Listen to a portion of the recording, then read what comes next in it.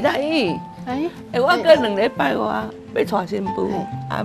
甲捐款我要穿的衫。衫有啦，就这样。阮囝讲爱上台哦，走上台哦，我不要惊。好，我可以教你。好，咱先来拣衫啦。先拣衫。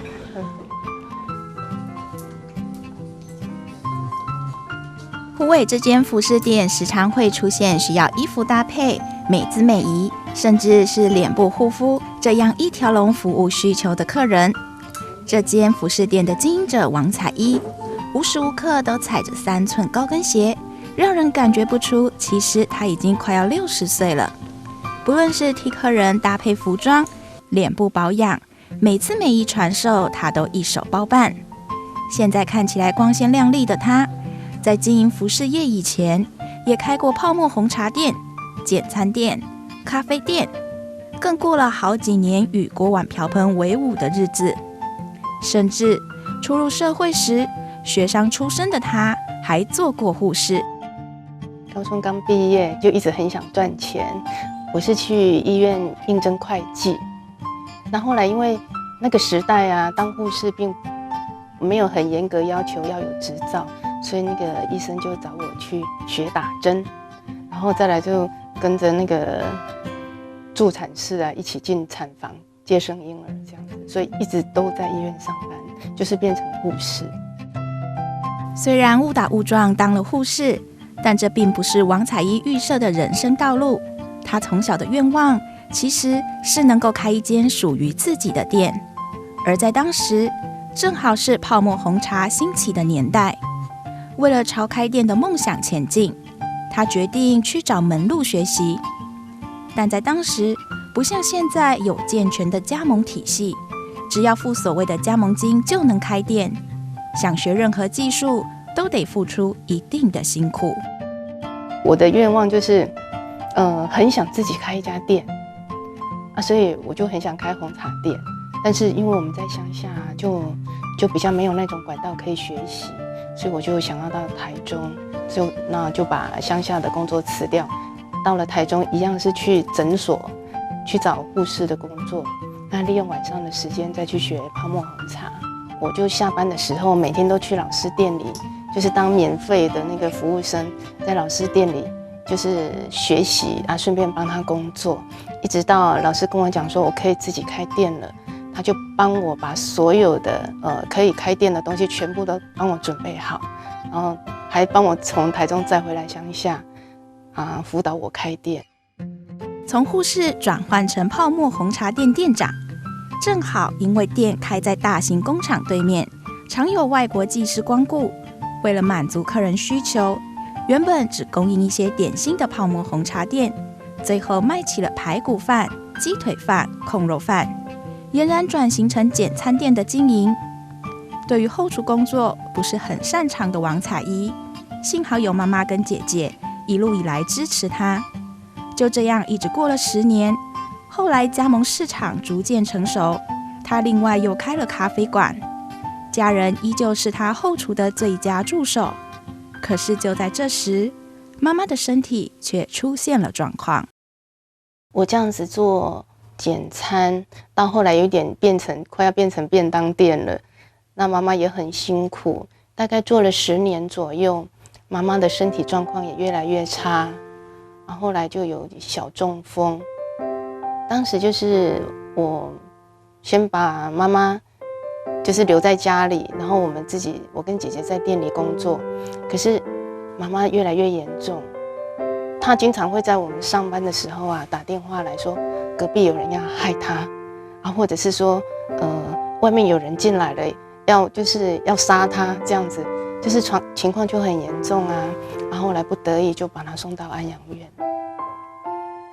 把妈妈送到安养院之后，然后她还是很想念我们啊，又待不住，所以又把她接回来。接回来我又没办法照顾她，不得已啊，还是又是送到另外一家就是好一点的。那我就是每天下班之后去陪她。就这样一边开店一边照顾中风的妈妈，又过了10年的时间，妈妈年纪也大了，身体状况越来越差。在妈妈85岁那年，情况突然很不好，医生劝她不要再急救了。她也不想妈妈一直被病痛折磨，决定就让妈妈这样离开。在一个因缘际会下，顶让了服饰店，让她的开店人生迎来了完全不同的风貌。其实那时候一直没有收掉简餐店，是因为做餐的利润比较好。那因为我要养妈妈，所以我就是会比较辛苦，我也想说撑下去，要不然他那个费用也是蛮高的。所以这样一路走来，就等到妈妈离开之后，我就结束简餐店。其实我们本来就都很爱漂亮啦，那对衣服也都很有兴趣，刚好有机会，我就把服饰店接下来了。刚接下来的时候也是很开心，因为我觉得我不用每天跟那锅碗瓢盆在一起，就是而且每天我只要打开铁门就可以做生意，不用像简餐店这样子，要打烊的时候要洗一堆碗盘，然后要开店的时候要提早2个小时去备料，这样我只要在服饰店，我只要铁门打开，我就可以做生意。那晚上要打烊，就只有铁门关下来，就只有这样而已。所以其实我也是很开心。18岁高中毕业后，虽然很快完成了人生第一个开店的愿望，但一直都在为了生活跟照顾家人而忙碌，一直没有办法去完成另一个梦想。终于，在王彩怡45岁的时候，可以踏上另一个梦想的道路。我第一个愿望就是开店，然后第二个就是我希望可以多读一点书。刚好我经营服饰店，只要有1个人就可以看店，我不用像做简餐店要很多人。所以后来我就请了工读生，那我就利用时间出去读书，从2专2技一直念到研究所。那时候我已经45岁了，一直念到研究所，拿到学位，拿到硕士学位。因为脱离校园太久，重新回到学校，王彩怡不只要接受跟同学间的年龄差距，还要重新学习电脑操作。因为我45岁才去念书，我的同学有的都才20岁，20多岁，所以在我们那个时代，上课的时候根本就没有学到电脑。那去上课之后，有很多都要用到电脑的，所以就要很努力的去学习啦，很吃力。有时候还有一些比较年轻的人来帮忙。虽然重回校园一开始非常的吃力，但因为读书是王彩怡一直以来的另一个梦想，所以她从来没有放弃过。在6年内就完成了2专、2技以及研究所的学位，并且也认识了静心生技，把学业上的专业导入服饰店。我2专念的是化妆品应用，那2技就是念时尚造型设计，跟化妆、美容都是有很大的关系，还有做造型有很大的关系，所以也越来越有兴趣。那我觉得可以把它跟我的服饰结合。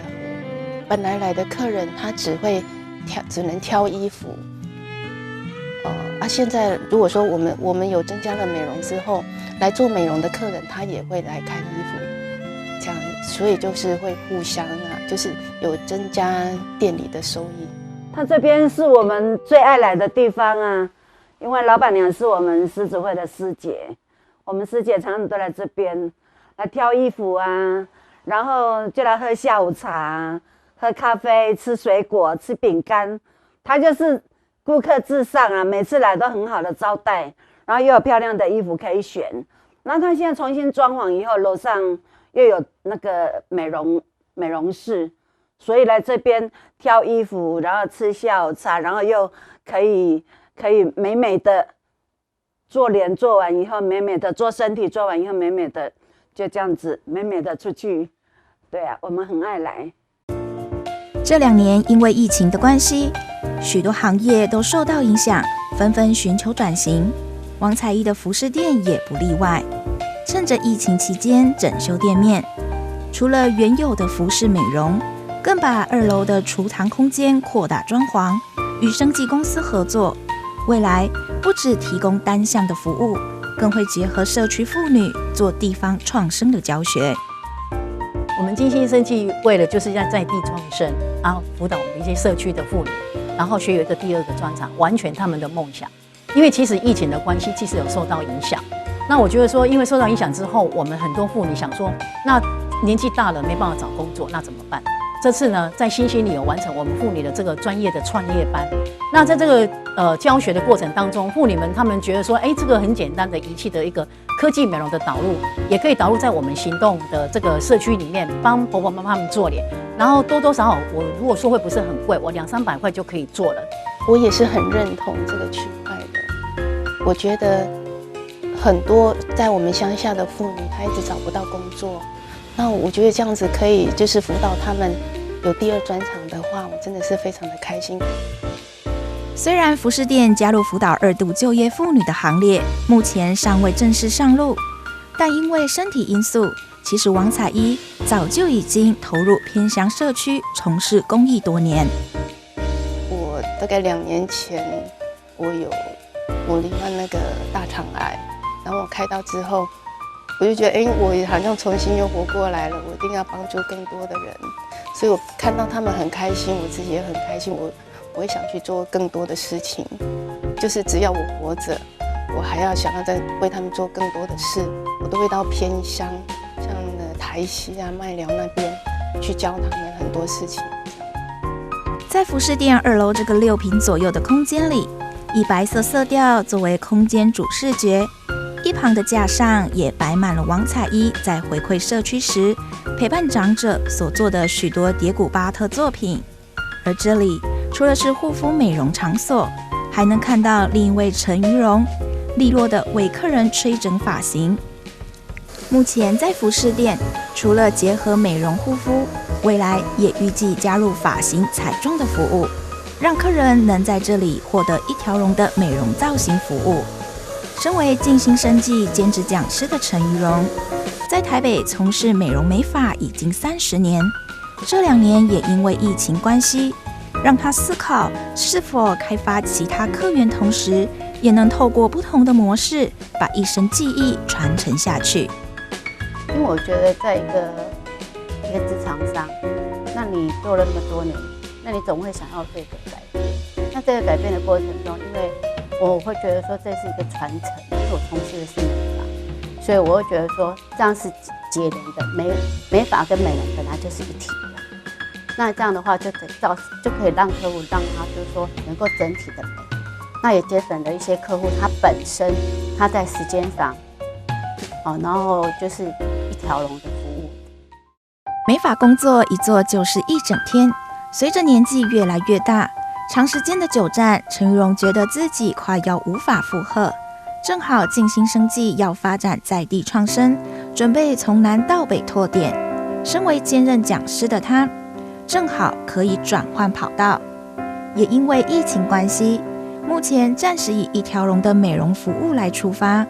虽然可能到时需要2地跑，但对他也是另一种挑战。我们台北的部分因为疫情的关系，所以变成说很多的那个，因为它有限制人数嘛，就是一家店只能进入5个人。那所以很多的那种大型店、连锁店，大部分都因为都休业中。那小型店的话，它就是必须要人数的控管。所以说我们那时候的时候就已经变成可能就1个礼拜只做3天，然后都是采预约制的。那你在采这个预约制的时候，客人他会有风险性的，就是说，譬如说我今天到了美发，我可能要做个脸，我可能又要到个美容，又要到另外一家店。那如果说像我们这样一条龙的服务的话，那客人的风险也比较不会那么大。虽然疫情期间对陈于荣台北的美发工作室影响不小，但他也从来没想过要把美容事业收起来，反而在疫情慢慢退去的现在，来到中部开发新的合作模式。美发依旧是他的最爱，而美发这项兴趣是他从小到大都没有改变过的。国中毕业后，因为家里无法继续供他上学，失望的他想着，既然不能读书，那就学个技能吧。第一个浮出的念头就是当美发师，但苦无管道当学徒，只能先到工厂上班。因为为家境的关系，所以无法升学，所以就只好选择学技能。那第一个，我当初的第一个想法就是美发，第二个就是车衣服。那因为美发，因为没有管道，就只好去学车衣服。那车衣服的时候，因为没血的关系，所以导致我的身体状况不是很 OK， 所以又回到了工厂。那到了工厂的时候，因为薪水比较多，一个月都7、8千块，在那个时候二三十年的时候，7、8千块的收入对一个家庭来讲也是蛮不错的啦哈。那所以后来是做了大概1年左右，因为朋友的关系而认识了有在经营美发的，所以才引进我进去当学徒。因为我们老板娘她都聘请的是南部下当的，所以那时候我们老板对我就是很不看好，他认为说我本地应该会很爱玩，然后会坐不住，所以有时候那时候在待遇之下，就是说对我可能就会要求做比较多一点。那我自己因为这是我的兴趣，所以我相对的我也很积极，所以那时候都是2个礼拜，每1个月只能休息2天而已。那我一天就是可以自己娱乐一下，然后逛个街干嘛的。那另外1天我就自己回到家里，把当奶奶、哥哥、嫂嫂还有妈妈做头发。那因为什么？因为那时候我们根本没有钱去买假人头，所以我就只好用这种方式。因为一份当学徒的机会，让陈玉蓉顺利熬成设计师，也开了属于自己的店。还以为自己离成为一名有名的美发设计师的梦想越来越近，但很可惜，在24岁那年步入婚姻，因为种种因素，不仅要离开最爱的美发，纵使百般不舍，为了家庭，还是跟先生一起打拼，到桃园开启了餐厅做生意，但一切并不顺利。因为中间我们就是结婚了嘛，哈。那结婚的时候，你就会以家庭为主嘛，那以丈夫为天嘛，哈，在那个时代这样子。那所以说，当丈夫如果说他本身，事业如果很顺遂的话，我们就是以他为中心点。所以那时候我就又去开了餐厅，到了那个桃园去开了一个博夷3次的餐厅，那大概今年大概2年多。那这2年多的时候过程，就是因为我们有卡到合约的问题，所以提早解约。那提早解约的时候，我们就变成说在那边有亏了很多钱，大概亏了大概100多万。那回来的时候，我还是又选择做了那个开便当店。那开这个便当店的时候，变成说因为卡到朋友之间，然后很多我还是被人家倒会干嘛的这样子，然后变成就觉得说，后来最后还是觉得说，还是回归自己的本行，因为毕竟那个油腻腻的东西对我来讲，真的是我没有办法克服，然后导致也变成手都富贵手。然后我又觉得每天这样子油腻的，然后每天早上就是要7、8点的就要起来，就要到店里，然后晚上都搞到8、9点，所以后来我还是选择说，我回来自己的本行，对我来讲会比较顺心一点，然后也比较对自己，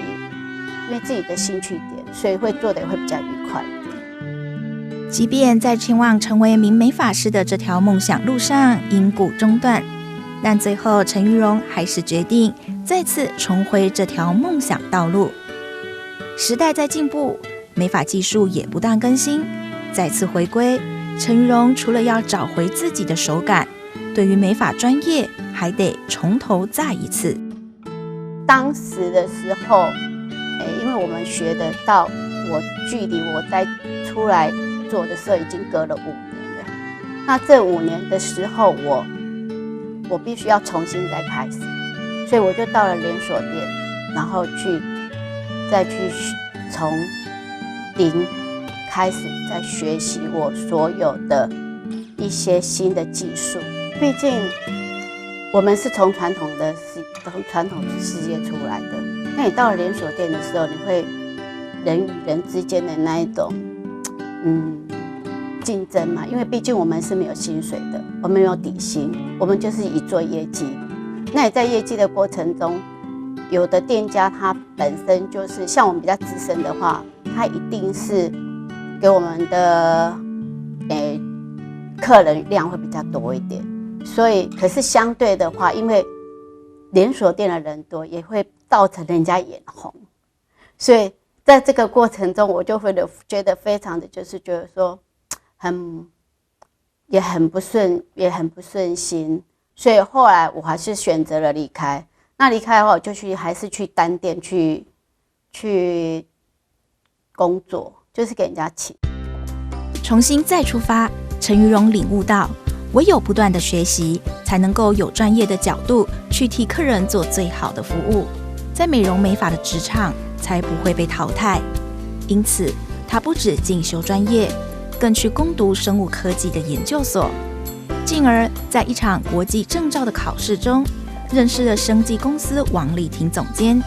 看见他对事业与培养妇女2度就业的过程所做的努力，也激励了他。我就觉得我们都是一个很急迫的人，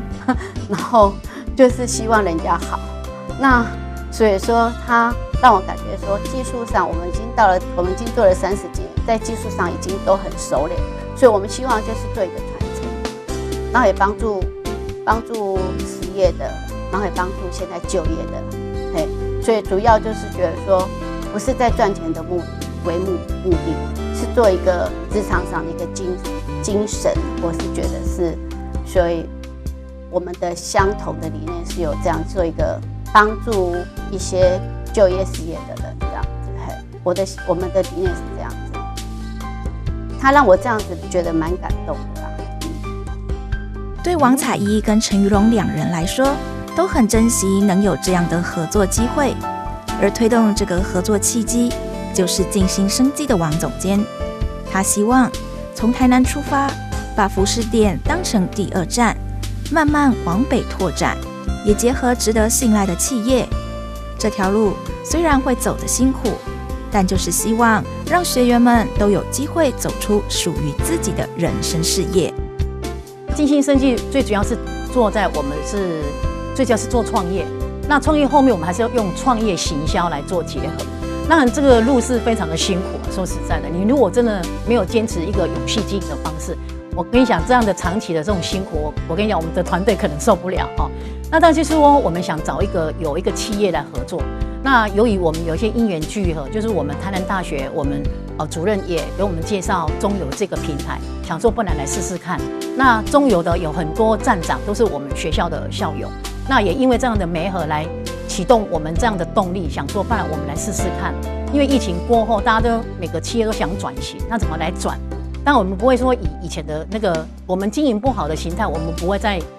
回到我们这个职场来用，所以我们会做一些职场的更新，就我们会结合学校一些产学合作，我们的跟学校的合作的产学合作经营下，我们静心生技真的就比较没有那么辛苦。所以我觉得我们的生技产业还是要跟我们学校的资源还是要结合在一起。那这样有很多我们在做创业的时候或辅导学生在做行销，我们也比较在经营上会比较顺利。那学员他们认为说，你生技公司有跟学校产学合作，他们对学校的一些信任感会比较好，而且对他专业的领域上他们会更提升。所以我们觉得我们静心生技还是一定要跟我们学校的这些产学合作的资源一定要连结在一起。对陈于荣或王彩怡来说，这样的合作模式是有别以往的创业经验，但2人一路走来，也因为对自我梦想的坚持，顺利圆梦。如今有了传承的机会，希望自己一路所坚信的信念，也能分享给正在彷徨中的朋友。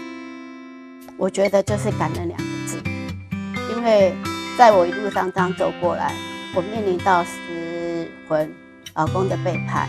然后加上自己一路上自己把小孩子把他拉，就是让他成为一个有用的人。那所以说，我都常常跟自己讲的，当说伤害我们的人，他是用他无知来成就了我们；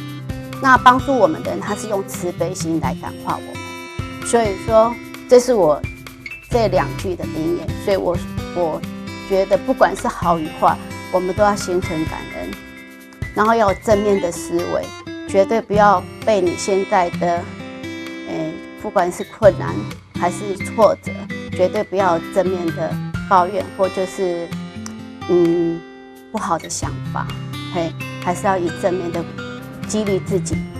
这样才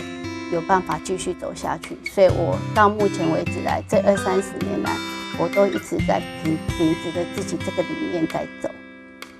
台湾中油虎尾新生路站是属于社区型加油站，地理位置处于云林县中心。